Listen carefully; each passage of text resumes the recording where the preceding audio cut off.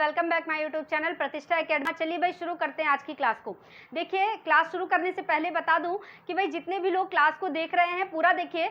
इसके बाद क्लास आपको अच्छी लगती है तो प्लीज़ क्लास को लाइक कर दीजिएगा। एंड चैनल को जितने भी लोग देख रहे हैं जो नए हैं, चैनल को सब्सक्राइब नहीं किया है अभी तक, चैनल को सब्सक्राइब कर लीजिए, बेल आइकन प्रेस कर दीजिए जिससे कि सारी की सारी क्लासेस का नोटिफिकेशन आप तक पहुँचता रहे। ठीक है, अगर आपको आगे भी मेरे से पढ़ना चाहते हैं और मेरी क्लासेस अच्छी लगती हैं तो प्लीज़ चैनल को सब्सक्राइब कर लें। ठीक है, चलिए भाई शुरू करते हैं आज की क्लास को। देखिए पिछली क्लास में हम इंडियन कॉन्स्टिट्यूशन को पढ़ रहे थे, तो इंडियन कॉन्स्टिट्यूशन का हमारा पार्ट चल रहा था विदेशी स्रोत। ठीक है, विदेशी स्रोतों को हम पढ़ रहे थे, तो आज हमें उसका सेकेंड पार्ट पढ़ना है। ठीक है, फर्स्ट पार्ट हम पिछली क्लास में पढ़ चुके हैं, आज सेकेंड पार्ट है। चलिए भाई तो डाल लीजिए भारतीय संविधान के स्रोत। भारतीय संविधान के स्रोत। ठीक है, चलिए भाई हमने पिछली क्लास में जाना था कि हमारे भारतीय संविधान का सबसे बड़ा स्रोत क्या है। अगर आपसे पूछा जाए कि भारतीय संविधान का सबसे बड़ा स्रोत क्या है तो आप बताएंगे भारत शासन अधिनियम 1935। ठीक है, क्योंकि 1935 के तहत ही भारतीय संविधान की अवधारणा रखी गई थी। ठीक है बेटा, चलिए इसके बाद हम विदेशी स्रोतों को पढ़ रहे थे, तो यहाँ पर लिख लीजिएगा विदेशी स्रोत। विदेशी स्रोत। चलिए भाई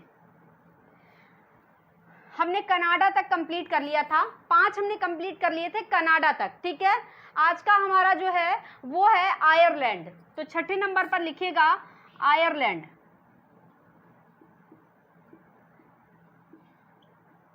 आयरलैंड, ठीक है, आयरलैंड में पहले नंबर पर।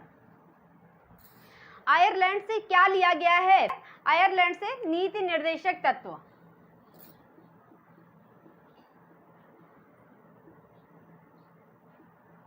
निर्देशक तत्व। ठीक है, सेकंड नंबर पर राष्ट्रपति का निर्वाचक मंडल। राष्ट्रपति का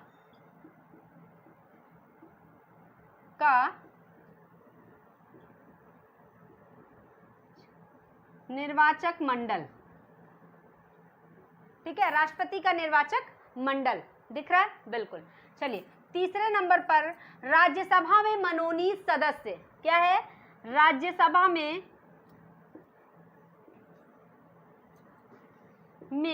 मनोनीत सदस्य।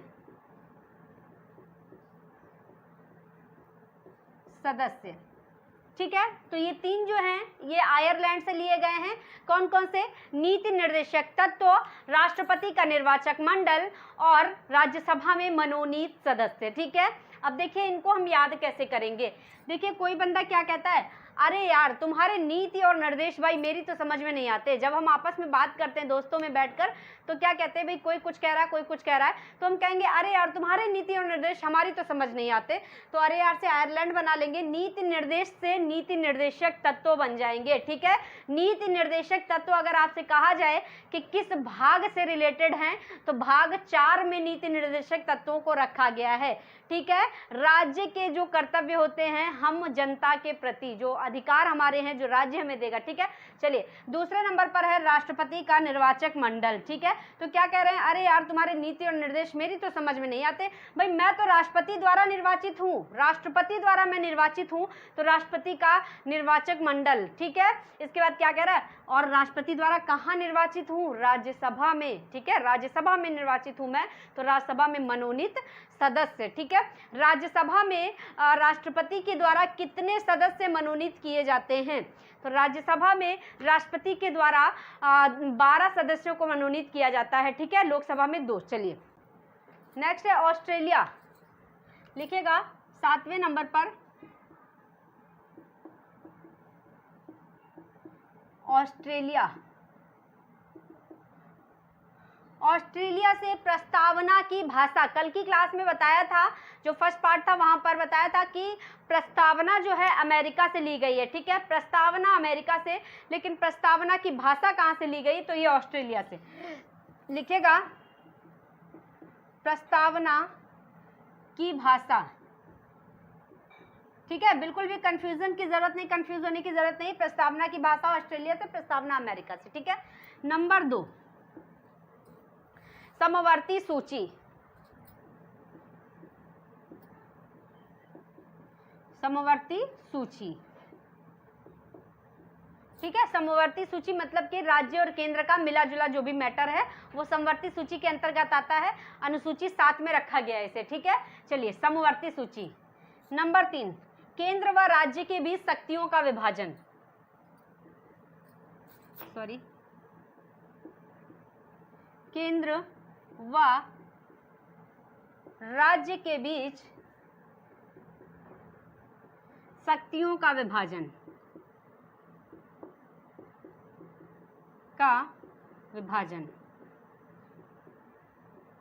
ठीक है, केंद्र व राज्य की भी शक्तियों का विभाजन। चलिए इसको याद कैसे करेंगे देख लेते हैं। देखिए ऑस्ट्रेलिया जो है क्रिकेट में हमेशा ही नंबर 1 पर रहता है, ज्यादातर जीतता है ना। तो ऑस्ट्रेलिया क्या है, क्या कहता है भाई, मैं तो हमेशा ही प्रस्तावित रहता हूँ। ऑस्ट्रेलिया क्या कहता है, मैं हर समय प्रस्तावित रहता हूँ, हर सूची में मेरा नाम रहता है, हर एक सूची में मेरा नाम रहता है। ठीक है, तो प्रस्तावित से प्रस्तावना की भाषा हो जाएगा, हर भाषा में मैं प्रस्तावित हूँ तो प्रस्तावना की भाषा हो जाएगा। ऑस्ट्रेलिया कह रहा है ना, और कह रहा है हर सूची में मेरा नाम है तो समवर्ती सूची, सूची से समवर्ती सूची हो जाएगा। ठीक है, और क्या कह रहा है, चाहे केंद्र की बात हो या राज्य की बात हो, केंद्र हो या राज्य हो, मैं तो हर सूची में आता हूं। ठीक है, तो केंद्र व राज्य के बीच शक्तियों का विभाजन हो जाएगा। ठीक है, केंद्र की बात हो या राज्य की बात हो।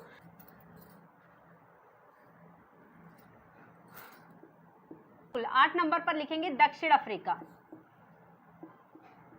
दक्षिण अफ्रीका,